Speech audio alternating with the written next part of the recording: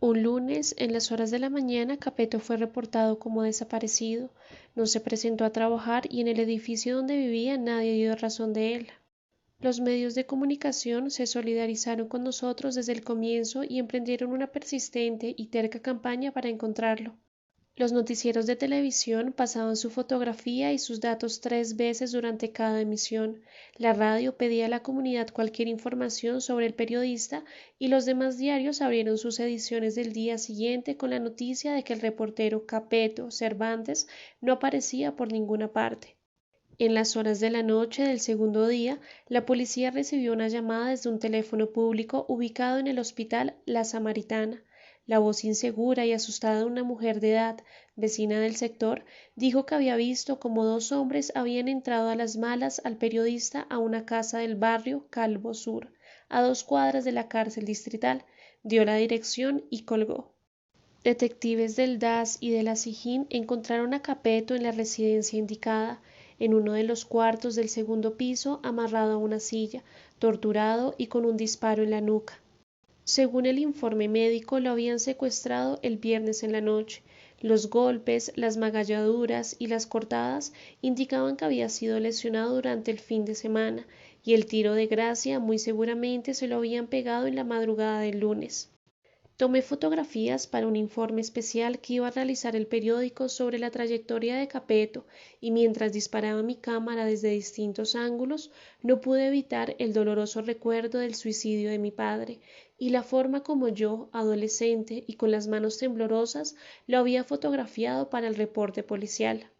Al día siguiente me acerqué a la fiscalía y conté lo que tantas veces Capeto me había repetido, que si él llegaba a morir en circunstancias sospechosas, un accidente que no estaba claro, un aparente atraco, se investigara como autores intelectuales a los políticos corruptos de los departamentos del Caribe que él había investigado y denunciado públicamente en sus trabajos periodísticos. Cuando salí de dar mi declaración, una lluvia ligera caía sobre la ciudad. Me tomé un café mientras esperaba que escampara, y de pronto, como si se tratara de una revelación mucho tiempo esperada, sentí que el último lazo con la vida se había roto. Me dirigí al periódico, escribí mi carta de renuncia, recogí las cámaras que eran mías y las escasas pertenencias que había en mi cubículo, y me fui para mi apartamento.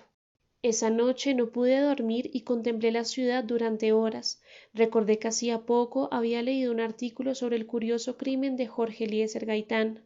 En él se citaba un informe de Scotland Yard, en el cual se aseguraba que Juan Roa Sierra, el asesino de Gaitán, tenía vínculos de sangre con él, vínculos no registrados ni oficiales, por supuesto. Por orden del gobierno colombiano, 3 agentes de Scotland Yard habían viajado a Bogotá en 1948 y habían llevado a cabo una investigación independiente sobre lo sucedido, sin presiones de ninguna clase. La extraña personalidad de Roa, resentido, aislado, místico, seguidor de disciplinas esotéricas y con ínfulas de grandeza, había sido caldo propicio para que fuerzas políticas siniestras lo manipularan en la sombra.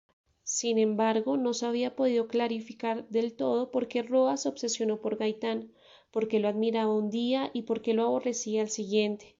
Y aquí es donde los agentes ingleses mencionan un rumor, una versión que nunca pudieron confirmar, que Roa era hijo natural del padre de Gaitán, es decir, medio hermano de éste.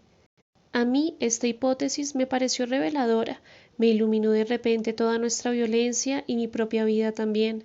Eso significaba que Roa se había obsesionado de esa manera y había ido a pedirle trabajo a Gaitán, porque era su medio hermano, el hijo reconocido, el oficial, el decente, el líder, el político, el orgullo de la familia, el que encumbraba aún más el apellido. En cambio él, Roa, era lo opuesto, el hermano pobre, mediocre, sin metas, sin talento, el bastardo, el hijo de nadie. Si nuestra violencia no era de raza ni de religión, como tantas otras en el mundo, de repente el panorama se iluminaba con una luz nueva. Era una violencia de sangre, ancestral, atávica, mítica, pues nos acercaba a las grandes tragedias de la antigüedad. La nuestra era una violencia entre hermanos, unos acomodados y legítimos y otros miserables y legítimos, y productos del espurio y la concupiscencia clandestina. Unos eran hijos de la luz y la legalidad, del altar, del matrimonio, de la decencia, y otros eran hijos de la noche, del adulterio, de la lujuria y de los callejones oscuros en barrios pobres y malolientes. Sí, ese esquema encajaba con el país, con mi gente, con nuestra doble moral que desde siempre había trazado una línea invisible entre los de clase y los otros, el populacho, los sucios, los incultos. La historia venía desde los tiempos bíblicos, un hermano bien visto por el padre y otro relegado y marginal, Caín y Abel. Y yo había formado parte de ese esquema sin saberlo. Yo me había matriculado en las huestes de Caín. Desde muy joven pertenecía a esa raza macabra que rompía reglas sagradas. Después de pensar toda la madrugada en esta idea, como a las 8 de la mañana me duché, me cambié de ropa y por primera vez en muchos años me dirigí al Quiroga. Busqué la casa de mi infancia, recorrí el parque, la iglesia, las calles vecinas, evoqué a Mr. Nadie, siempre con la mirada perdida, a mis amigos, a la clientela de la tienda. Mis pasos me llevaron sin que yo fuera consciente de ello al barrio de al lado, al Olaya, a la vivienda de Pepe, al joven que yo había asesinado para vengar la muerte de mi hermano. Sin pensar, como un autómata, toqué el timbre. Un hombre achacoso, con el cabello blanco y anteojos, me abrió la puerta. Era su padre. Lo reconocí enseguida. Le dije que era un viejo conocido de su hijo, que estaba recorriendo las calles donde había transcurrido mi infancia y mi adolescencia, y que la nostalgia me había llevado hasta su casa. El hombre frunció el entreceño y pronunció unas palabras demoledoras. Él siempre fue para nosotros un dolor de cabeza. Era adicto al bazuco, robaba a sus hermanos, nos chantajeaba a mi mujer y a mí, y llegó a pegarnos cuando nos negábamos a seguirle dando plata para el vicio. Nadie lamentó lo que pasó. Sabíamos que lo esperaba en la calle la indigencia, la cárcel, las golpizas de la policía, la amistad con otros vagabundos. La muerte lo salvó de sí mismo. Lamento desilusionarlo, pero creo que timbró en el lugar equivocado. Y sin mediar una palabra más se dio la vuelta y me tiró la puerta en las narices. Esa era la última cita que yo tenía pendiente y la había cumplido. Había ido a pedir perdón y resulta que no era necesario. Ahora mi único deseo era retirarme del mundo, y de una manera totalmente incomprensible para mí, esa tarde extrañé a la madre que nunca había conocido, a la mujer que al darme la vida había perdido la suya. No sé por qué sentí de repente la necesidad de un cariño incondicional, de un abrazo, de un beso, de una caricia maternal. Yo no había conocido ese refugio afectivo que es una madre, y quizás por ello mismo las mujeres habían estado tan lejos de mi intimidad. Al perderla a ella había perdido la mitad femenina del universo, y ahora, mucho tiempo después, ese 50% me hacía falta, y todo mi ser lo reclamaba a gritos.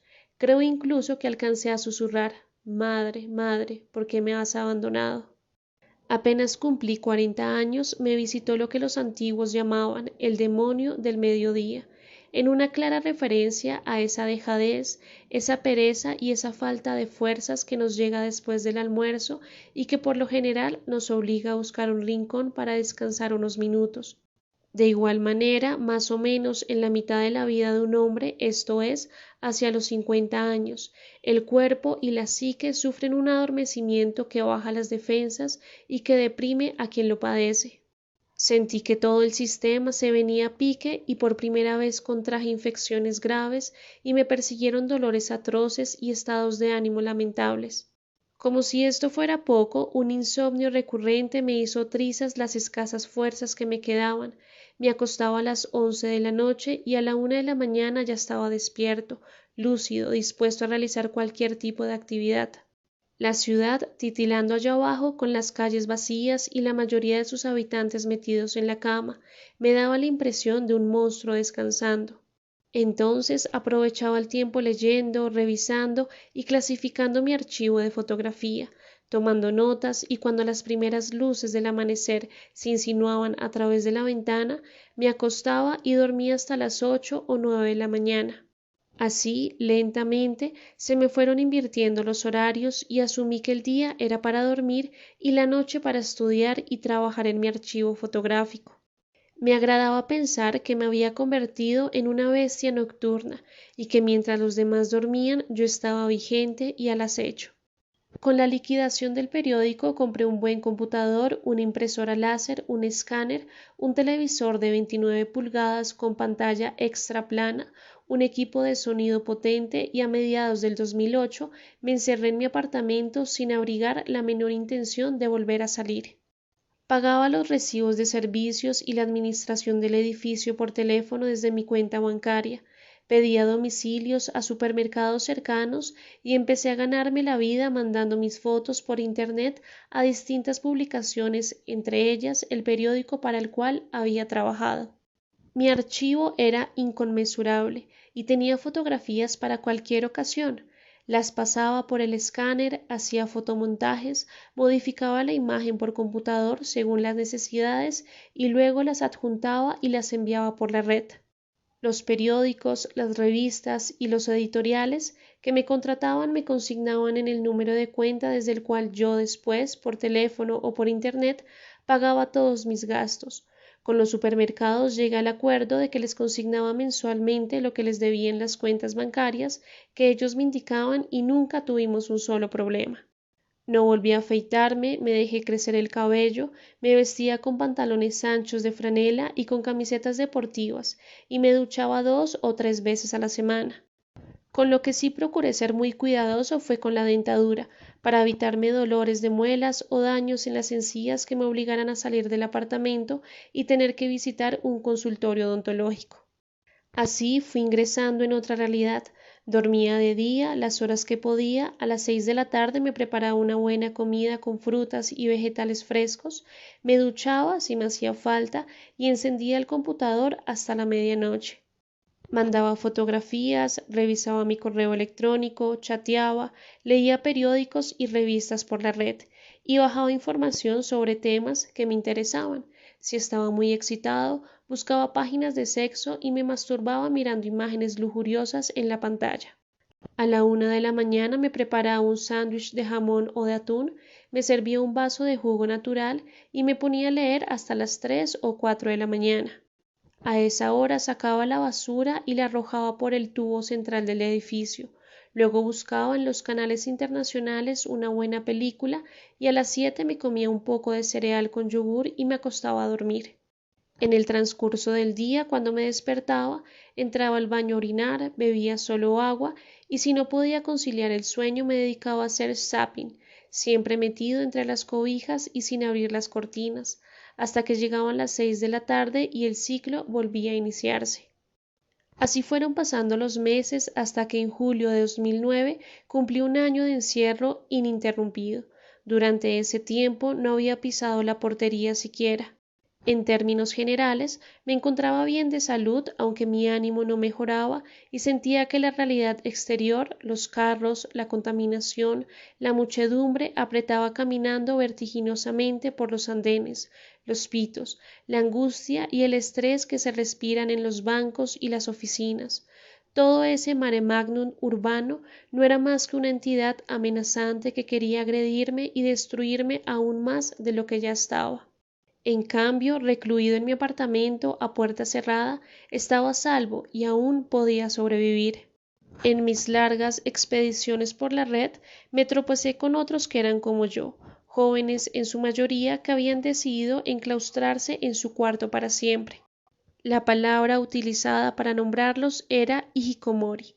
Introduje la palabra en un buscador de internet y apareció frente a mí un fenómeno desconcertante, pues yo creía que era el único que estaba solo, que mi ritmo de vida no lo llevaba nadie más. Para mi sorpresa, se trataba de un comportamiento con millones de adeptos en los 5 continentes, como si nos hubiéramos pasado la información los unos a los otros en silencio y separados por miles de kilómetros, como si nuestros estados de ánimo y nuestras ideas hubieran resonado en cerebros similares. Algunos psicólogos hablaban del retorno al vientre materno, de un deseo de regresar al útero y no volver a salir jamás.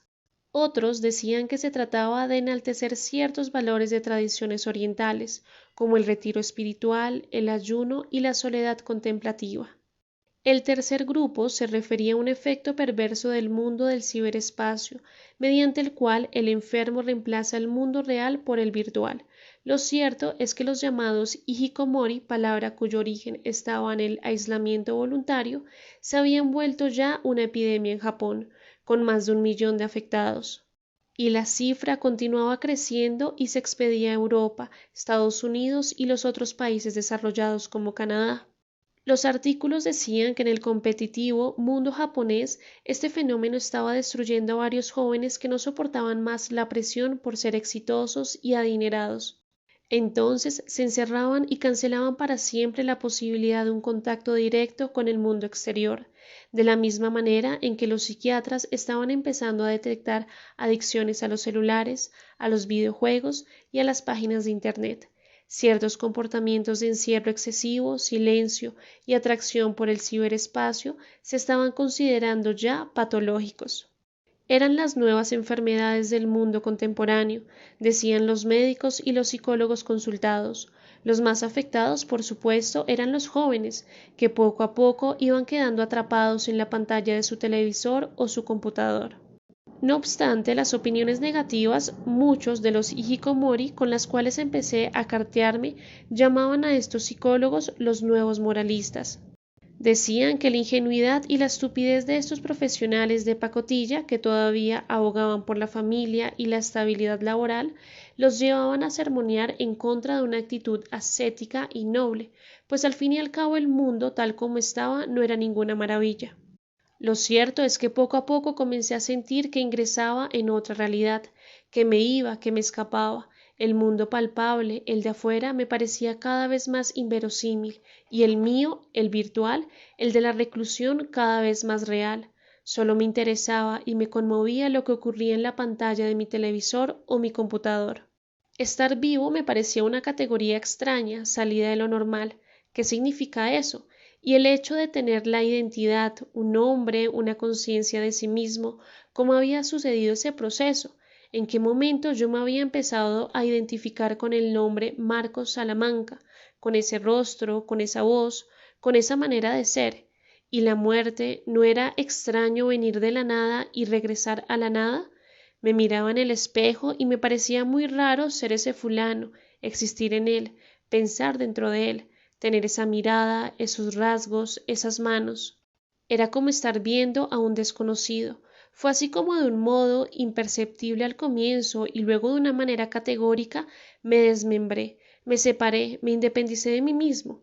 Ese desdoblamiento tuvo consecuencias curiosas y quizás la más notoria fue que me conecté con una vida virtual que no estaba relacionada con ese hombre llamado Marcos Salamanca. Viajaba a través de la red, existía en Polonia y Singapur, colgaba fotos que eran vistas de inmediato en Nueva Delhi, conversaba por chat con personas que estaban en Tokio o La Paz, tenía sexo con robots de compañía como la famosa Aiko o Kovian, un andrógino bisexual que complacía cualquier fantasía de los usuarios de la red. Esa experiencia de la ubicuidad, que para los demás es ocasional, para un hikikomori, para un asceta cibernético, es la puerta de entrada en otra dimensión.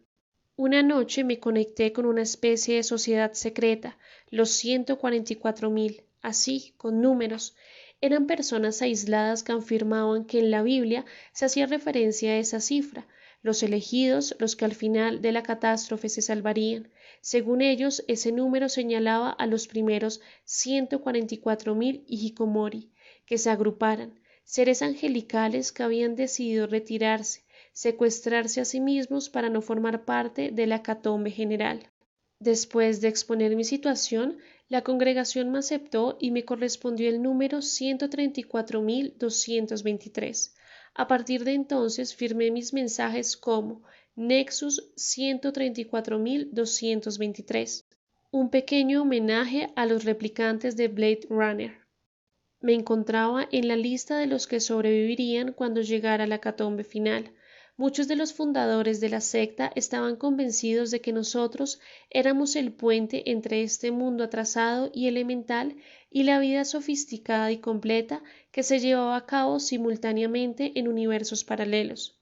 apoyados en teorías como la de las supercuerdas o de las membranas energéticas, decían que a través de la red podíamos relacionarnos con estas otras realidades que no vemos, ni olemos, ni palpamos, pero que están ahí, rozando nuestra propia inmediatez. No sé si fue debido al encierro, al silencio y a la soledad extrema, pero me pareció tan inverosímil esa hipótesis, y entonces, como si fuera uno de los primeros viajeros que sale del espacio-tiempo tradicional para ingresar en alguna de esas otras dimensiones de las que hablan los físicos contemporáneos, sentí que en efecto yo estaba en otro plano de conciencia, en otro universo, en un mundo que mis semejantes desconocían por completo. Llegué incluso a creer que seres inteligentes que habitaban en otros universos paralelos se estaban comunicando conmigo. Soñé con ecuaciones matemáticas, con planos de nanotecnología, con rutas interestelares.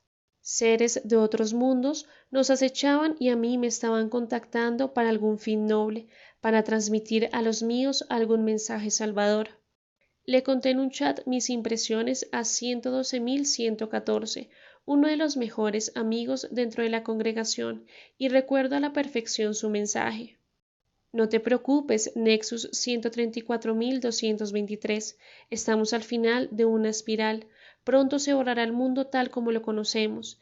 El apocalipsis no es un futuro posible ni una teoría, es un presente continuo, una atmósfera insana que contamina nuestro ser día a día. Los que están allá afuera no quieren entender nuestro mensaje, peor para ellos, morirán en circunstancias atroces y los jóvenes y los niños morirán aún peor. Esas voces nos están advirtiendo, nos están utilizando como puentes, como intercomunicadores, pero nadie quiere escuchar. Esa ya no es nuestra responsabilidad. Era cierto que seres inteligentes de otros planetas usaban la red para acercarse a nosotros e indicarnos un posible camino de salvación, o me estaba volviendo loco después de tanto encierro. Al final opté por no preocuparme, pues normal o anormal, esa era mi realidad ahora, y la palabra demencia no es más que un juicio que emite alguien que se sabe incapaz de ir tan lejos. Un día me hizo una pregunta que me tranquilizó. Si pensar en inteligencia interplanetaria era un disparate, porque las naves Pioneer 10, Voyager 1, Voyager 2 llevaban mensajes nuestros, fotos, saludos en 70 idiomas, dibujos, sonidos de ballenas y conciertos de Beethoven y de Bach. ¿Estaba la NASA también alucinando? Por otra parte, me pareció que desde el comienzo de mi vida como fotógrafo yo había intuido esos otros modos de lo real. Pensé en la serie Puertas, cuando entré al taller muy joven, en Mr. Nadie y sus visiones, en los estados alterados de conciencia de los que me hablaba Marcelo Tafur en sus cartas, refiriéndose a los alucinógenos de la bruja medieval, y me dije que desde siempre yo había estado cerca de esos vasos comunicantes entre esta realidad y las otras, cerca de esas bisagras que permitían ingresar en lo desconocido, de esos umbrales de los que hablaba Simón. Ahora debo confesar también que muchas veces sentí nostalgia mientras miraba un atardecer a través de la ventana, aunque formaba parte de los ermitaños computarizados, era mucho más viejo que ellos, y mi niñez, mi adolescencia, mi juventud y buena parte de mi adultez había transcurrido afuera, en la calle, entre la gente, recorriendo mi ciudad con una cámara fotográfica al hombro. En consecuencia, no podía negar que había momentos en que extrañaba el color de los rayos del sol acariciando un césped recién cortado, el aroma de los árboles de pino y de los sauces al atardecer, el temblor de mi mano al pasar por unas caderas femeninas voluptuosas, el sabor de un plato de frijoles humeante. Sí, no lo podía negar, yo había conocido el mundo y a veces lo añoraba. Sin embargo, una fuerza inexplicable me condenaba a permanecer alejado, metido en mi cueva y fundando ritmos de vida que les llevaran la contraria al resto de mis congéneres.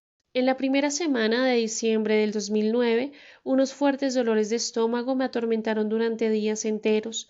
Cambié la dieta, procuré comer de la manera más sana posible, pero nada. Todo el sistema digestivo estaba hecho una miseria, y me la pasaba vomitando cualquier alimento que ingería. El día de Navidad y el Año Nuevo estuve en cama, muy débil, con mareos y con fiebres que producían imágenes alucinantes a mi alrededor. En la primera semana de enero no aguanté más, llamé un taxi por teléfono y me fui para el hospital. Recuerdo la cara del portero cuando me vio.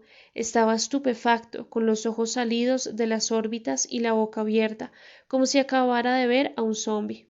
Tenía el cabello a la altura de los hombros, la barba larga y los pantalones me colgaban, como si un amigo mucho más gordo que yo me los hubiera prestado.